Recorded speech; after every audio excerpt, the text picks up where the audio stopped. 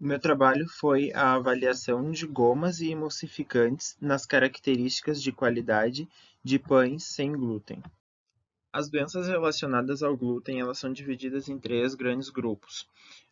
O grupo de autoimunes, que é a doença celíaca, a ataxia induzida pelo glúten e a dermatite herpetiforme. O outro grupo é alérgicas, e que é a alergia às proteínas do trigo.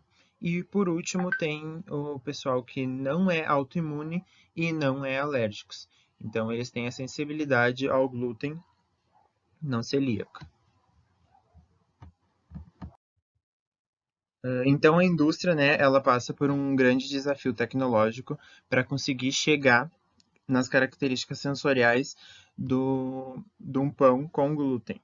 Então, para que isso seja possível, é adicionado fibras, enzimas e diversos outros aditivos.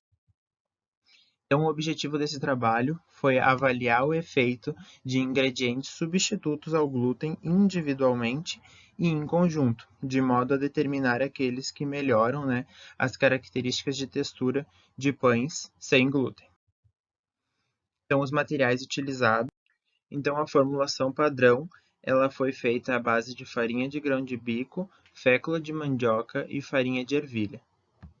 Para esse estudo foi utilizado goma xantana, carboximetilcelulose, monodiglicerídeo de ácidos graxos, fibra psyllium, sorbitol e uma formulação com todos os aditivos: xantana, CMC, monodisacarídeo e sorbitol. Agora, sobre a nossa metodologia utilizada. Na batedeira era feito o preparo da massa, cerca de 160 gramas dessa massa era pesada em cada forminha e levada para a fermentação a 32 graus Celsius durante 52 minutos, para assim ser feita a cocção em forno industrial a 200 graus Celsius por 10 minutos. E então, os pães eram levados para o repouso durante 1 hora pré-análise. Foram feitas análise de peso e volume, textura, miolo e crosta, análise de alvéolos e colorimetria do miolo. Então agora eu vou falar um pouquinho dos resultados que nós obtivemos.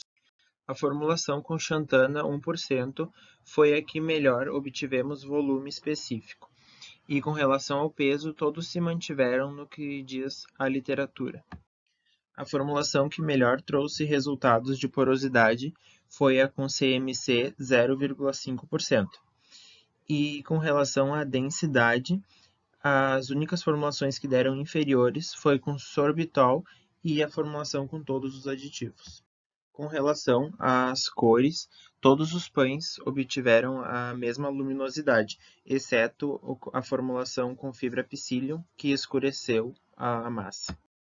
Aqui são fotos de cada formulação.